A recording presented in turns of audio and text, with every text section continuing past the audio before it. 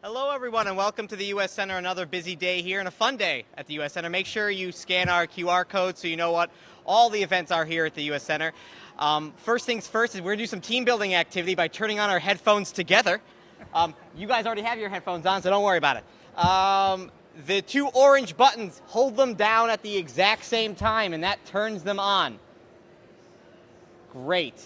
If they're blinking blue, you did it right. Now, if the orange button is facing the back of your head, on the left side, that is the button that controls the volume. If you hold it down, it makes it quieter.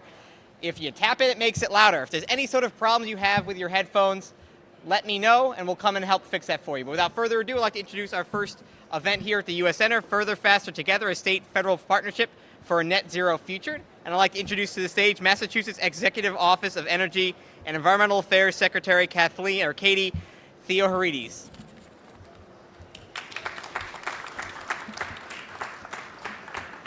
Well, good morning. It's an honor to be here this morning on behalf of Governor Baker and Massachusetts, and on behalf of the U.S. Climate Alliance, which is a bipartisan group of state leaders who stepped up back in 2017 to honor the U.S. commitment to the Paris Agreement and to go further, faster together on climate action. And so I'm thrilled to welcome you to our discussion this morning and grateful to our hosts at the U.S. State Department. Much has been made of the importance of state leadership and local climate solutions, particularly over the past few years in the absence of federal climate leadership. In Massachusetts, a state with a nation-leading portfolio of climate action, including a net zero by 2050 and 50% by 2030 legally binding emission limit, we found ways to put politics aside to grow our clean energy economy, reduce energy consumption through efficiency, and begin the process of electrifying homes and vehicles and working with partners in the region to reform our energy markets and strengthen our electric grid. And we've done this by setting aggressive science-based limits, but focusing on the nuts and bolts of government and the solutions that work for local communities, residents and businesses, and the need to lift up environmental justice communities as we reduce emissions. As state climate leaders, we all breathed a collective sigh of relief when the Biden administration brought in an all-star team to lead the federal climate response and renew our global leadership in this generational challenge. But for us, this is no time to slow down at the state level. Now, with the wind at our back, we must run further, faster than before to build and implement solutions that are durable, that are designed around people and communities, and that accelerate progress to reduce emissions and deal with the climate impacts we're seeing at a pace consistent with the magnitude of this generational challenge. Climate change can't be a political issue. It has to be an American issue and a global issue that we're willing to take on together. So today, it is my great honor to introduce a group of distinguished climate leaders from the U.S. Climate Alliance states and the federal government who continue to pull and push the United States forward. Hawaii Governor David Ige has served his residents since 2014, and in that role has focused on increasing affordable housing, reducing homelessness, advancing the state's 100% renewable energy goal, and protecting the sensitive environment of an island ecosystem. He has done tremendous work to raise the ambition of climate action in his state, nationally, and abroad. Governor Jay Inslee of Washington this past May signed historic climate legislation that will put Washington state on a pathway to carbon neutrality by 2030 and 100% clean electricity by 2045, and has elevated the climate challenge as a presidential candidate. And Governor Kate Brown of Oregon has been a leader on issues of climate change, clean transportation, and environmental justice, and just this summer signed legislation laying out a timetable for state power companies to reduce greenhouse gas emissions from electricity. These leaders have done so much on the national and global conversation to push climate action forward.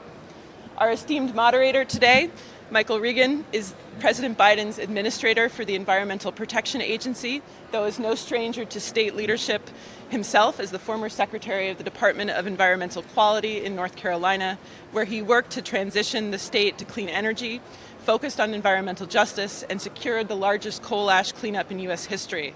At EPA, he is leading such important and significant federal policy on climate change, environmental justice, and environmental quality. I'd also like to congratulate him as I turn this over for your work and leadership on the infrastructure bill, which will be such a game changer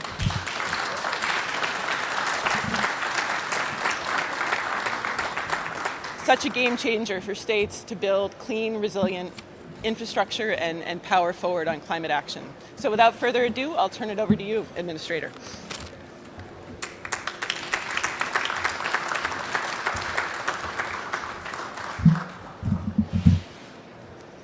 Well, thank you so much, Secretary Theorides, for your outstanding work in the Commonwealth as well. You know, it's great to be here joining these superstar climate leaders. So much progress has been made on climate over the past few years, and it's because of the leadership of governors. So I want to thank all of you for your continued commitment as the federal government slacked behind quite a bit. In the United States, we're moving more aggressively than ever before to tackle the climate crisis. President Biden has launched the most ambitious climate agenda in our nation's history. To get there, he's adopted a whole of government approach, which means from the Department of Defense to EPA, all federal agencies are finally rowing together in the same direction towards a clean energy future. And proudly, the EPA has a strong role to play. We're taking aggressive action to get our Clean Cars program back on track, to phase down super pollutants, HFCs, and to sharply reduce methane emissions from the oil and gas sector. And by the way, when we proposed our rule on methane, we borrowed quite a few tricks from our governors. When these standards are put in place, it will be a huge set of wins, not only for the climate, but for healthier communities all across the country. The beauty in President Biden's all-of-government approach is that it recognizes the need for all of us to work together to confront the climate crisis head-on. But it also recognizes that no single government, no single state, or no single entity can do it alone.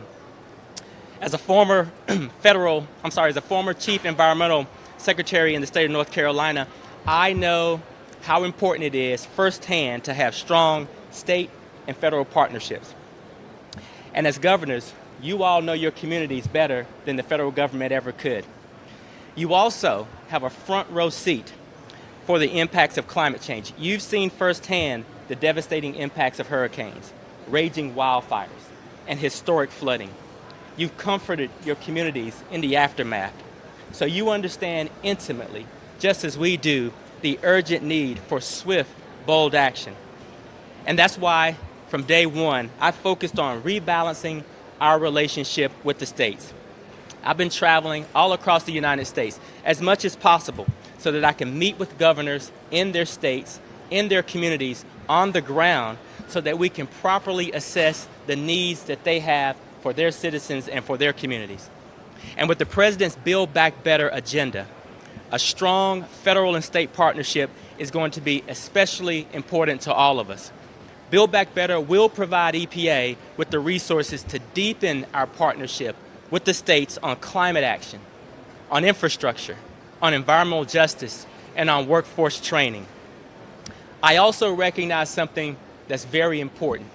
States are laboratories of innovation. Many of you are leading the way with forward-leaning, ambitious plans to tackle the climate crisis while also prioritizing our overburdened communities. We see the vision in what you all are doing. We are inspired by the work that you all are doing, and we are committed to leveraging your expertise so that we can go further, faster, and stronger. So I'm excited about what we're going to accomplish together with the people, or for the people of your states and for the people of the United States, and as a matter of fact, for the world. So thank you all for inspiring us. Thank you all for doing the hard work. And with that, I'll turn it over to Governor Ige.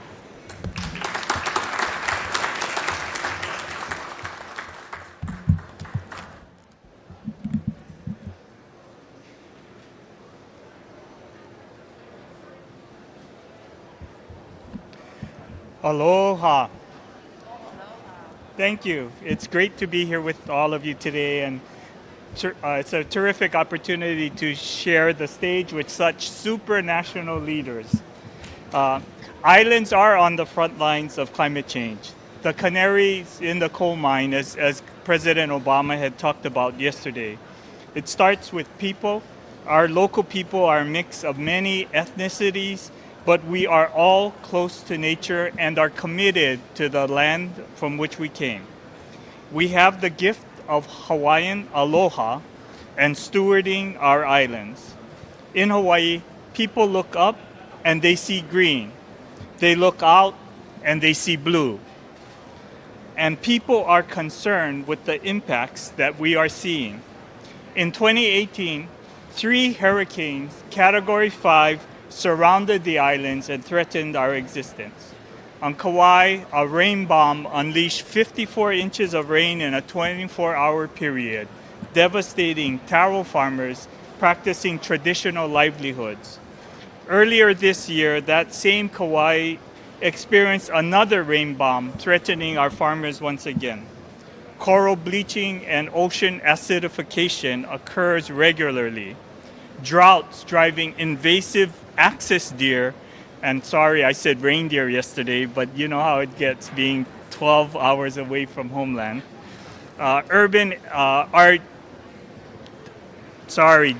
Axis deer is driven into urban areas because of droughts eliminating their food sources. Wildfires such as the Mana Road fire, which burned the largest amount of land in Hawaii's history in a single incident. People are asking for more action to stop making climate change worse and to prepare our islands for a better future. And as islands, we cannot call for assistance from one of my friends in neighboring states. We are in it alone, and we must take appropriate action. We must come up with island solutions that help us to be more resilient. And that is why we believe islands offer the key, because Earth is like an island, and we can't call in for help from some other planet. We must be committed to fix our challenges together. We have to do it ourselves with the resources that we have. And that's why we set ambitious goals on the science. Hawaii was the first U.S. state to commit to 100% clean renewable energy for electricity. We didn't know exactly how we would get there, but we were very clear that that was the only solution that made sense. It's the same for emissions. The science tells us that we must not only do what we can to keep below 1.5 degrees Celsius, but we must do everything we can to be below 1.5 degrees. We know that net zero is not good enough. We know that the end state is to take out more than we put in, because it's not enough to just stop emitting. We must withdraw carbon from our atmosphere. In 2018, we committed to a net negative goal by 2045, or as soon as practical. And with these goals, we are focusing on high Hawaii impact actions, leading by example. We are racing to zero on energy emissions. We are retiring our last coal plant by the end of next year, 2022, and replacing it with battery storage and solar. We are laying out our renewable energy projects needed to start retiring our oil-fired plants. And we have set a course from cars to EVs. We are leading by example by committing to convert our state fleet to EVs by 2035, and our state employees to only rent electric vehicles when traveling for business purposes when it's available. We are tackling the hardest problems with emissions, which is aviation. We are preparing for electric airplanes to fly in our island and sustainable aviation to fly across the ocean. And as the science tells us, this is really a race beyond net zero. Nature-based solutions are key to us achieving negative emissions. Investments in our natural environment and resources give us the best chance to capture more carbon than we emit. During the pandemic, when people were at home, we saw how rapidly we could improve the air quality in Hawaii, and we do know that Hawaii starts with the best air quality in the country. We saw how rapidly our air cleared and our oceans were refreshed with vibrant coral communities. And if we give our nature the opportunity, it will help us more than anything we ever could realize. I committed Hawaii to 100 million trees as part of the 1 trillion tree initiative, which is 10% of the world globe goal to reforest and replant 1 trillion trees around the world.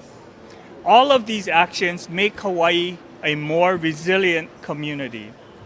And I would just like to close by noting that this is a partnership, a race beyond zero, is more of a relay.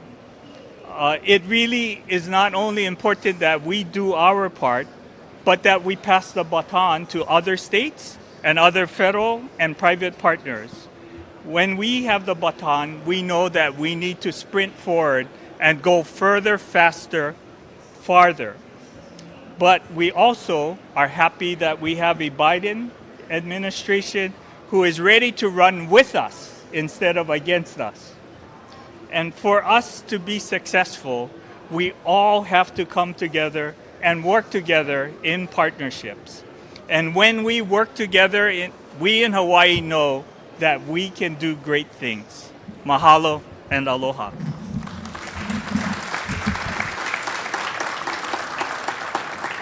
And with that, I would like to introduce my super national partner from the great state of Washington, which my 2 children have adopted as their home. Breaks my heart, but we're working to get them back. Governor Jay Inslee of Washington.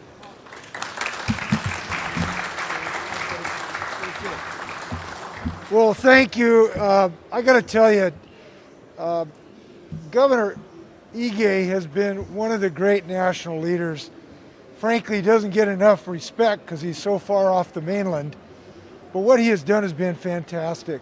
He has led by the single most ambitious early commitment to renewable energy. Can we give him a round of applause for what he's done? He's just been fantastic. Thanks, David. I'm thrilled to have Administrator Regan here. The EPA started with Bill Ruckelshaus, a good Washingtonian and Nixon appointee, and we know you're going to carry on that great legacy. And I want to suggest that we really need to rename the EPA during the climate crisis.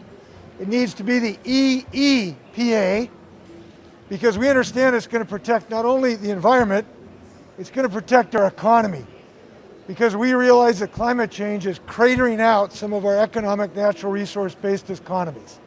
Our shellfish industry has been hammered by the heat dome and ocean acidification. Our forests are burning down all across the western United States. Our wheat yields were down 20 or 30% this year. Our great wine grapes were injured because of smoke from the forest fires. This man's going to be protecting our economy as well as our environment. And we need to say that more often. And I can tell you we're going to be in partnership with you doing that.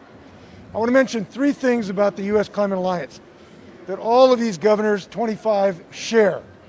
Number 1, we understand that this is an economic growth opportunity, this clean energy revolution. That is why the states that are in this alliance have the fastest economic growth of any of the states in the United States. We're building the first all-electric airplane that David's going to take flying from Kauai to Oahu. It's being built right now. Final assembly is in a few weeks. It's going to fly all electric, 9-passenger. We're building the next generation of batteries that might have a 50% increase with Group 14. We're building an electric bus manufacturing plant in Ferndale, Washington. We are building our economy, and the U.S. Climate Alliance states recognize that.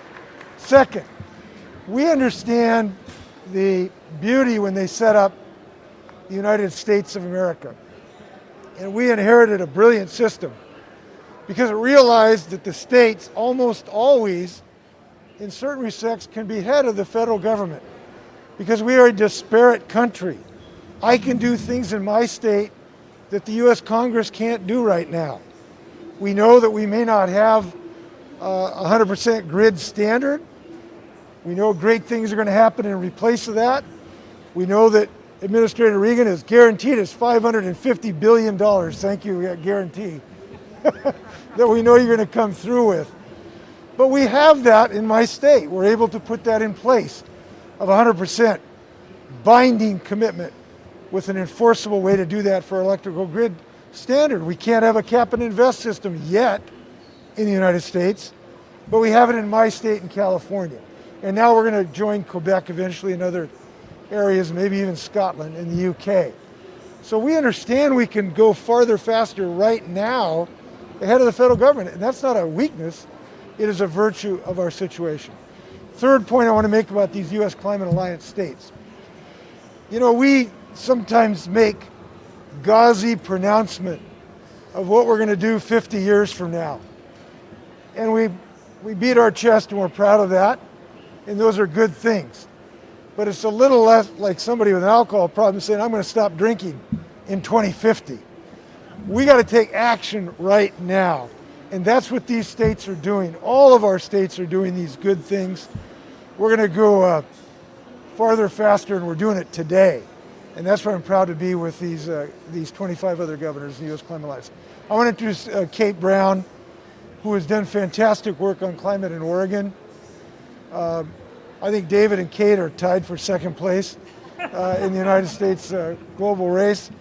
But Kate is leading, I hope she's going to talk about her leading effort to get affordable electric cars in her state. She is leading the United States in that effort. Give it up for Kate Brown, who's doing great work.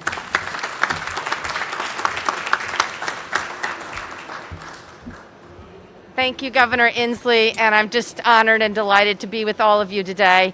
Governor Inslee is truly our godfather as the progressive governors across the United States leading on the environmental movement. I just want to say thank you for your extraordinary leadership.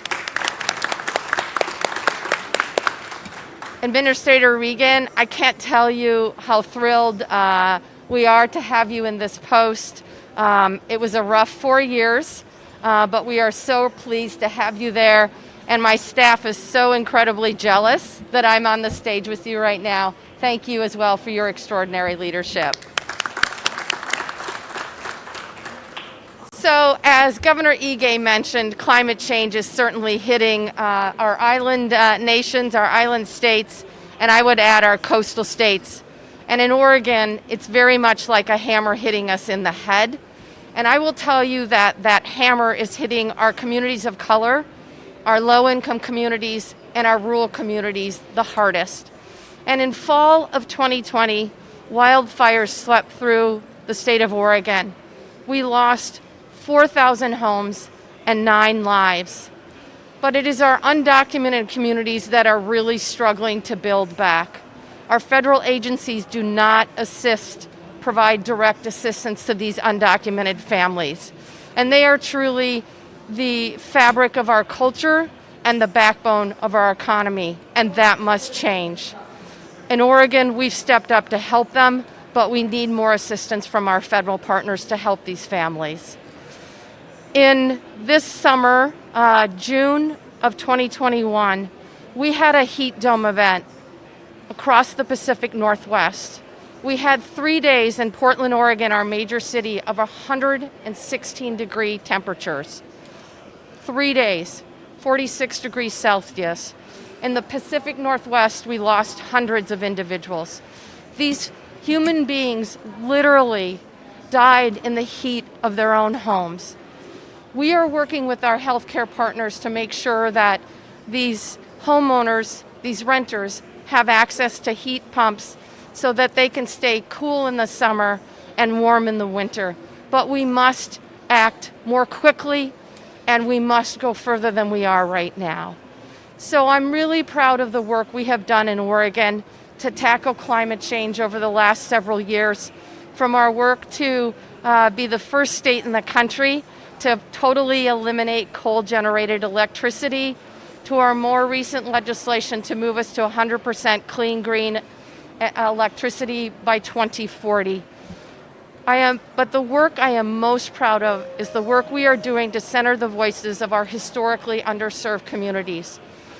These communities are being devastated by climate change, and we must center their voices moving forward. A couple of areas where we have focused our efforts.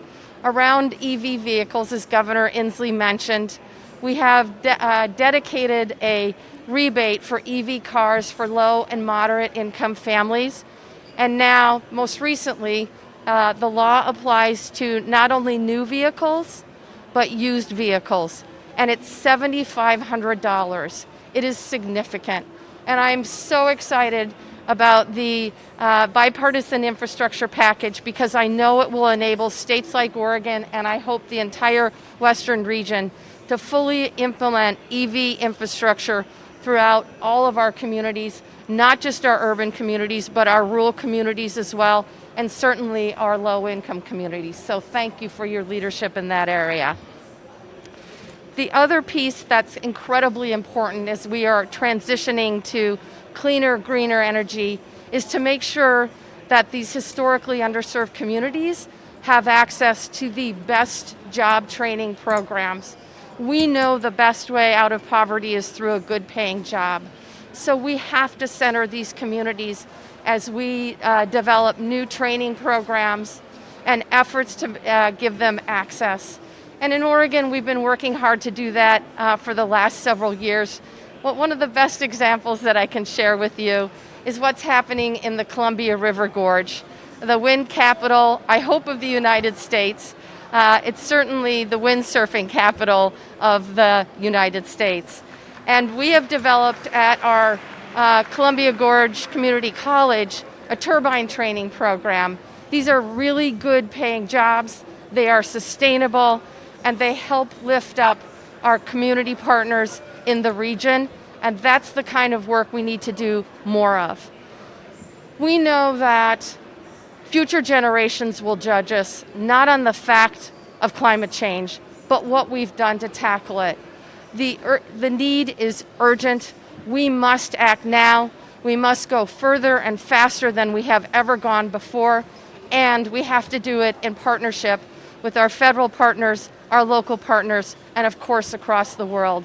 And I look forward to the conversation. Thank you all so very much.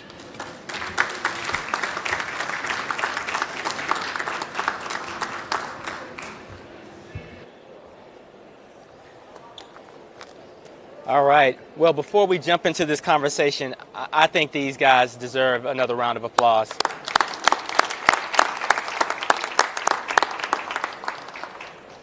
So I'll start with the first question. You know, many of you have been dealing directly with extreme weather and climate-driven events in the recent months, from record drought to massive wildfires to destructive flooding. Can you tell me a little bit more, and the audience a little bit more, about how climate change is directly impacting your residents, particularly the most vulnerable in your communities, and how it's changing the conversation about how we need to adopt in near term and achieve the zero emissions goals over a shorter period of time? I'll start with you, Governor Ingay.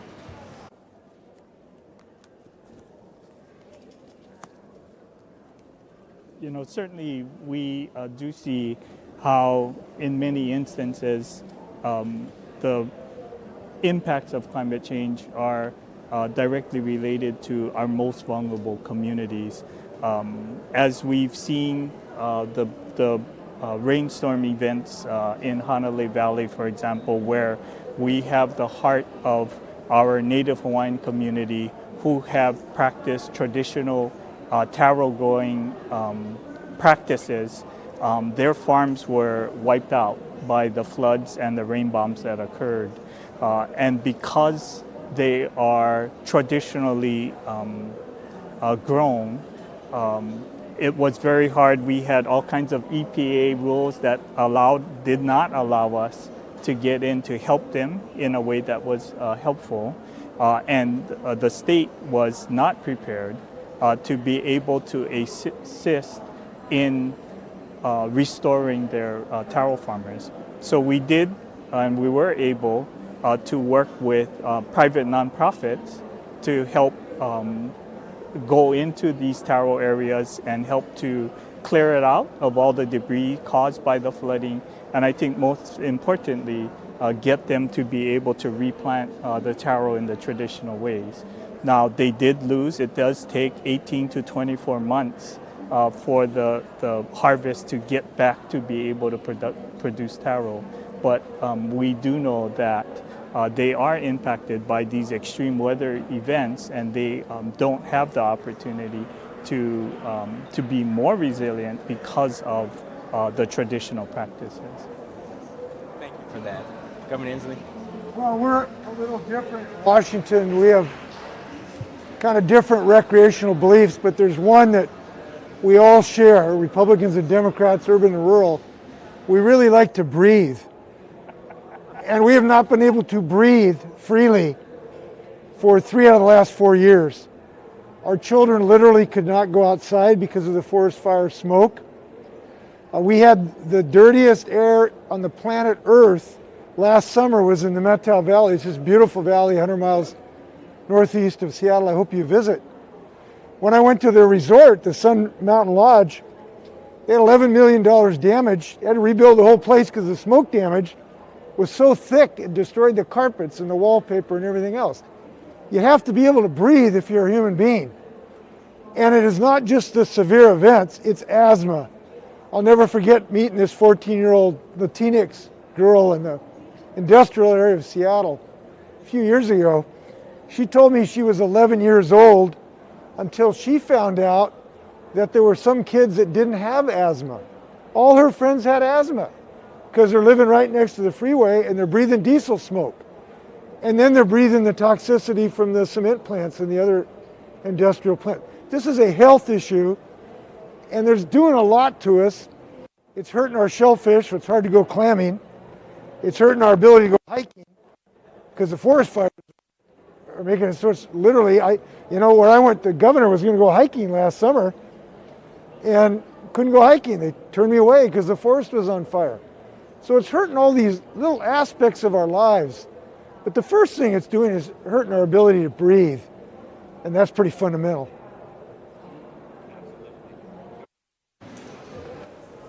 Water is truly life, and in Oregon, we had the second worst drought in our state's history this year.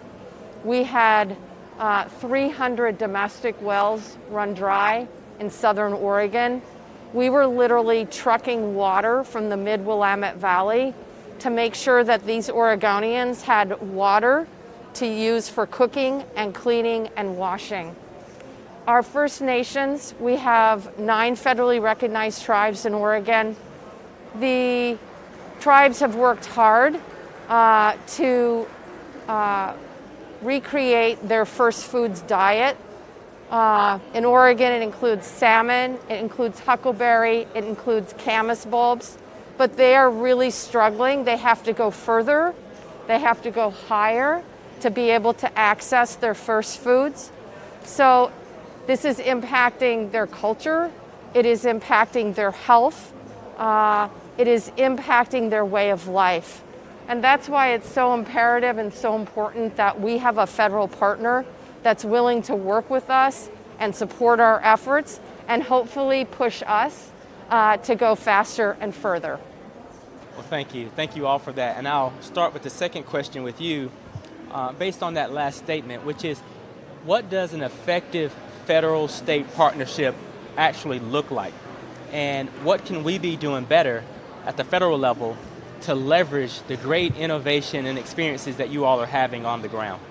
Well, what I love about this administration is that you are looking to the states. We are truly the laboratories of innovation, and you are looking to the states as you are adopting policies, whether it's Governor of New Mexico's methane policy, whether it's taking Governor Inslee's climate change policy, taking those policies and running with them What's so important is that we have a more consistent framework as a nation so that we can protect our most vulnerable citizens, our low-income citizens, our communities of color, and our rural communities. Governor Inslee? Our definition of a great federal-state partnership is the federal government sends us billions of dollars and we spend it. So that's obvious. I think all governors share that general presumption. I guess I would say on a serious basis, partnership entails the responsibility of the states to the federal government. It shouldn't just be a one-way street. We ought to put some skin in the game in this relationship. So when the Department of Energy wanted to start a new research facility in the Tri-Cities at the Hanford site, we put in several $1 million of state dollars as well. And I think we ought to look at it that we both have an obligation in this regard. But the other thing that's obvious, every governor will say the same thing. To the extent there's flexibility between programs on occasion, we appreciate that. We know we're going to have a good relationship, in part because we got a great president. And I just want to say that before we leave this. I am so happy about what Joe Biden's doing for the United States. And I know EPA is going to really be important to that. He's just doing a great job. Absolutely. Governor Ige? I would just echo the words of Governor Inslee. What we are working to do is really take federal resources, leverage it with state resources, and really allow us to go further and faster than we normally would. We have programs that are looking at diesel engine modifications and programs. We are looking at leveraging federal funds to enhance and increase and accelerate the electric charging stations that we know is vital to our energy transformation. And we look forward to the federal partnership in electrifying our bus fleets and our state public transportation fleets, because we know that we can't do it alone. And the federal-state partnership allows us to accelerate that velocity. Thank you. Administrator Reagan, if I may, pop in for a minute. I just saw my Congresswoman Suzanne Bonamici arrive, and I just want to say thank you for your leadership in getting the bipartisan infrastructure package through.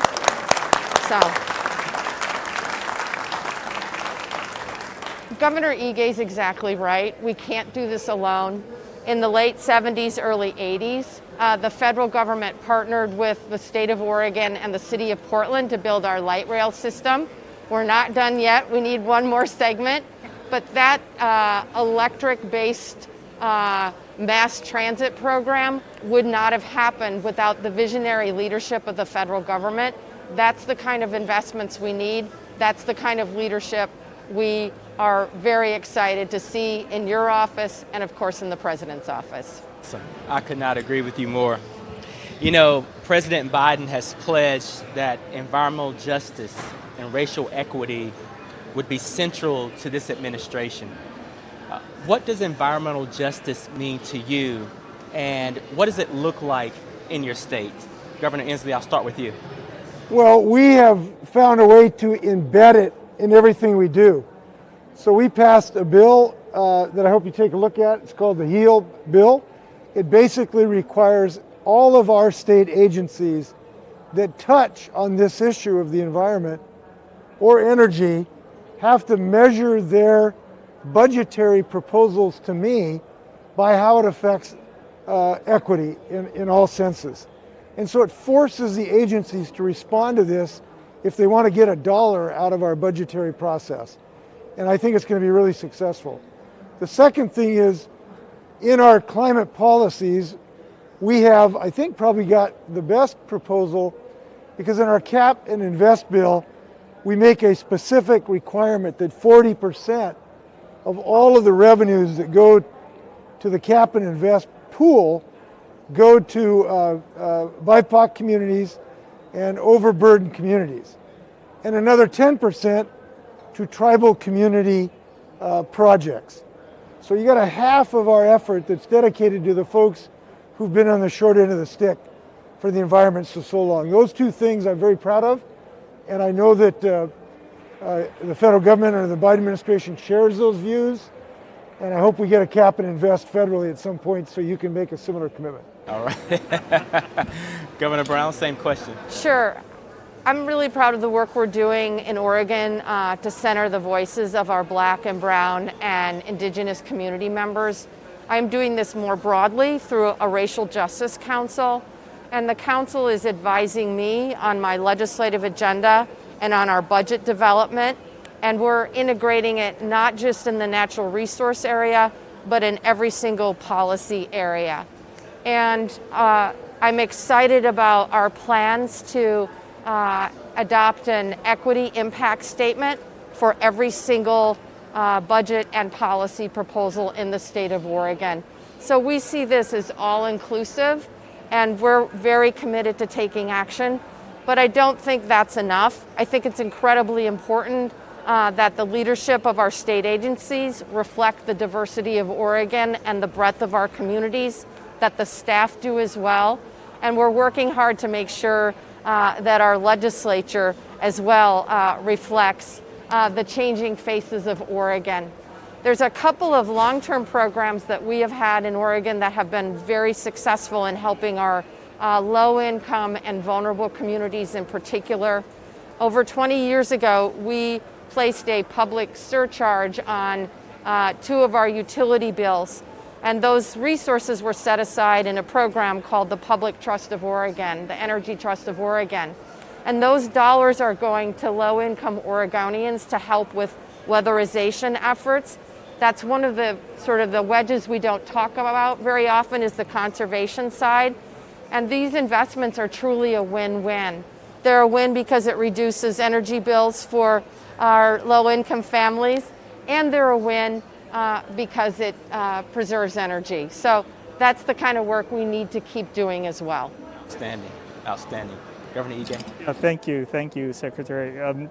Just a couple of things. First, I do want to start, as Kate did, with leadership. And I'm proud that 52% of the leadership in our Climate Crisis Commission are women, first of all, and that 70% of them represent Native Hawaiian and Asian minorities. So clearly, I do believe it starts with women and minorities actively involved in leading the fight against climate change, and that will assure that equity is at the forefront. I just would want to talk about 2 real quick things.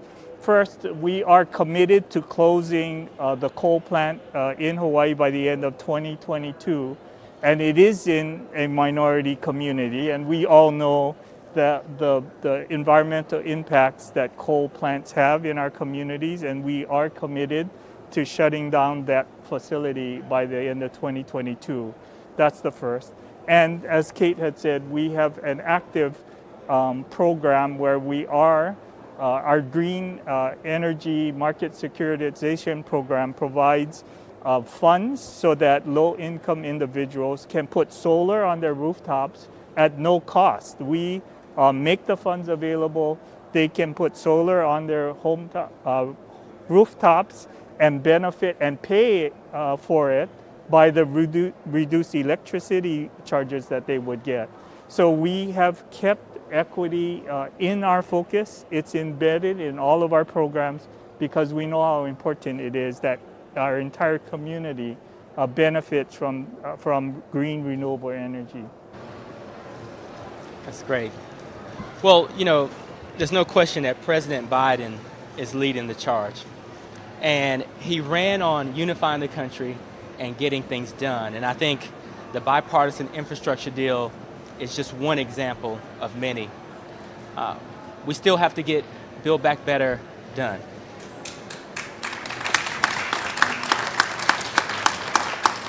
And in saying that, I think it's important that the president has exemplified optimism and strategic engagement. Recognizing the partisanship at the federal and state levels. Walk us through your strategies for how you plan to get things done and not take no for an answer. Governor, I'll start with you. Well, and I think my colleagues here would agree. climate change and greening our lifestyle and our economy is not a partisan issue. I mean, we work in the state of Hawaii. We get virtually unanimous support for moving forward on these aggressive climate actions because we are all one island, one community, one planet Earth. And as Hawaii can't call Washington State or Oregon for help, planet Earth has nowhere else to call. Right? It is about all of us recognizing that we can go farther, faster together than we would be able to act alone. And I think that that's the key. Absolutely. Governor Inslee. First off, we need to eliminate the filibuster. This will help actually get some things done. This is a really tough question. It really is, because we know that the vast majority of Americans, both Republicans and Americans, want action on climate change.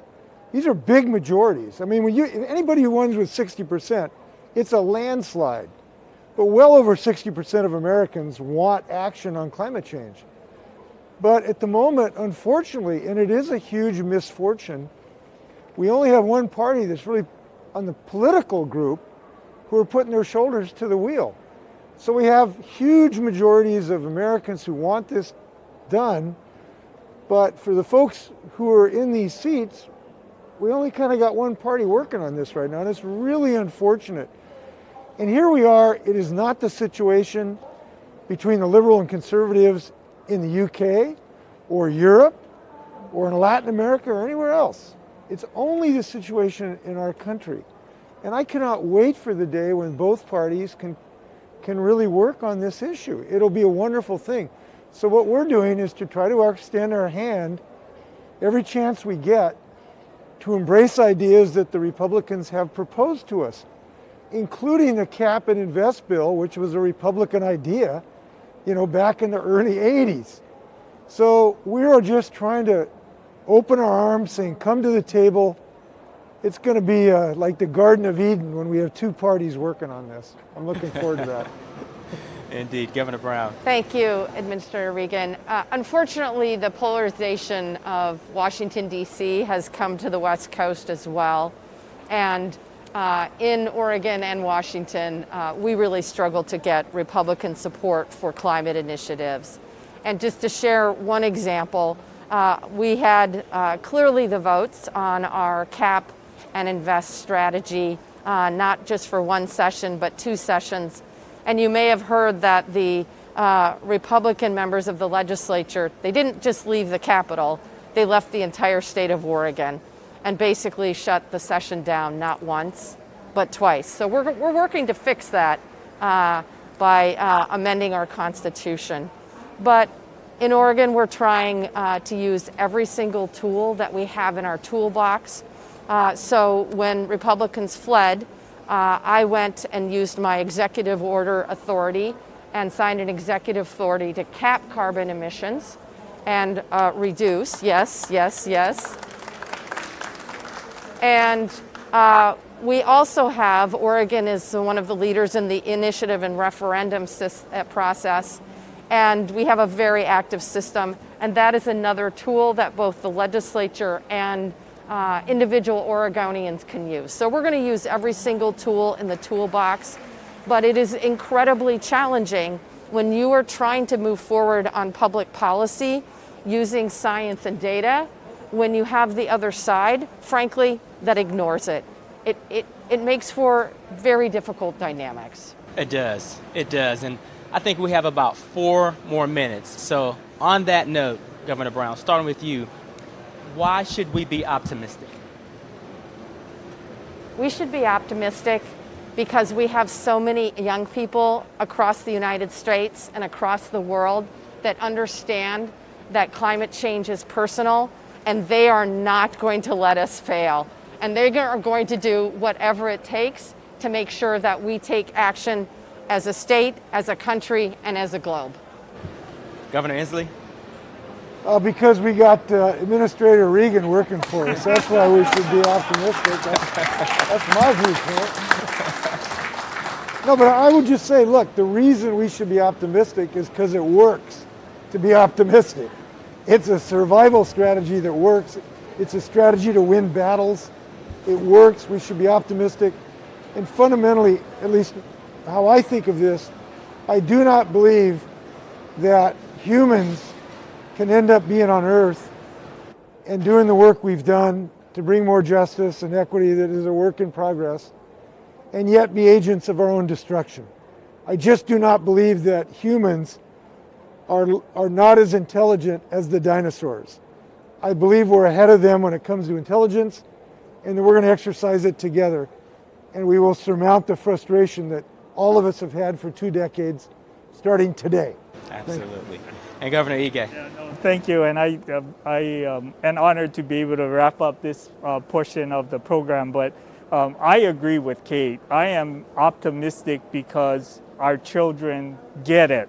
You know, they learn the science and they follow the science, and it's very clear that climate change is real and we have to take action. And as I've talked with students all across the state of Hawaii, and I'm certain my colleagues hear the same thing, they get it and they're demanding action. And the media, the social media and the technology tools today give our young people a bigger and louder voice than they've ever had in the past. And I think that's terrific.